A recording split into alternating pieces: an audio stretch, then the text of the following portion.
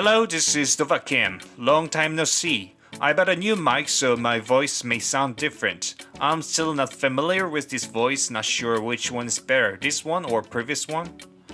Today I'm going to show you troop tier list for version 3.6.4. Gonna just briefly introduce the tier since there will be lots of change after the melee type unit attack range increase patch and release of the new troop, Nuns. Here you see the overall troop tier, which will have up and down in near future.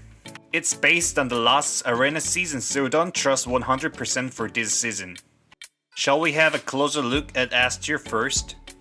Peltasts are still a framework of every formations of every heroes. That goes without saying, no need to discuss.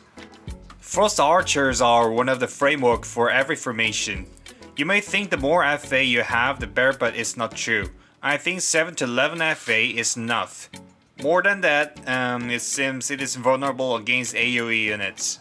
I believe Ice Mages should be considered as one of the keystone units too. Just compare the battle outcome when there are a bunch of the mages and aren't. Top lankers used to have 4 to 6 Ice Mages. Meteor Golem will be buffed in a few days or at least till this season, probably, well not sure. They said 5-star draw will be released in version 3.6.0, but it cancelled. No one knows.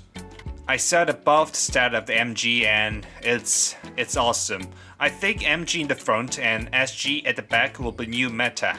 Era of the Golem, not Golem.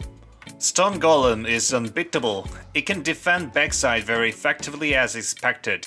It makes battle last longer and that makes Zeus great again. So we had Zeus meta for the last 2 seasons thanks to the Stone Golem. And I think he will be preferred unless there comes a big meta change. Witchcraft Totem was on the middle of the meta in last season. He's bit situational, but I could see him terrifying bunch of the Peltasts, which turns the battle upside down. Totem, Rhino, Meteor Golem will compete for the forefront tanker. Not sure for now, but I'd like to choose Meteor Golem among them. What about A tier troops? You see there are lots of A tier troops than usual. It's because developers are balancing troops, they are doing well. Of course Ali is still a broken hero, not the hero, but they are doing well for the troop balance. Magic Apprentice was the meta itself on the last season. Most of the top rankers, of course with Zeus, utilize 6 to 8 Magic Apprentice. And that number of MAs can distract Zeus's first active thunder, while invalidating Voodoo's curse and distracting enemy fire. They are blocked by Stone Golem or Pumpkin Guard at the backside, but they can still kill nearby FA with AoE damage. Rhino Knights is still a keystone unit for every heroes. His role is to model enemy armies so that they can be exposed to more skills or AoE damage. Pilgrims after buff are excellent for backside defenders. Top lankers no longer use undead soldiers as vanguard, but use pilgrims or harbinger of fire.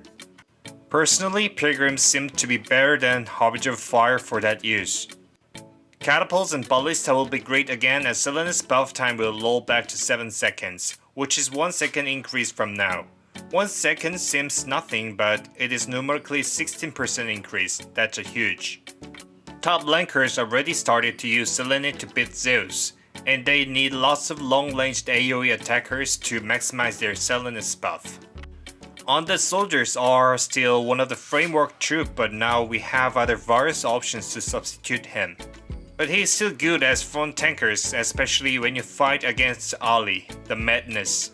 Pumpkin Guard is also very solid tanker like Stone Golem, but I put Stone Golem higher than Pumpkin Guard in terms of backside defender, as Pumpkin Guard movement is faster, which is not good as defender. But on the contrary, Pumpkin Guard is better when it comes to as front tanker. Brawlers are most recently buffed troops.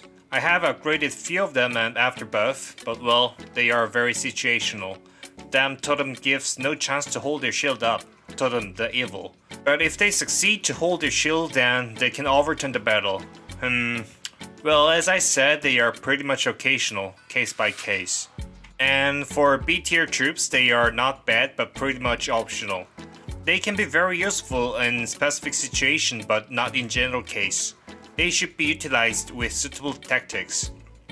And C tier troops, do not try to use them unless you have not enough as A B tier troops. That's all for today. Don't forget to sub my channel and like this video. Thank you.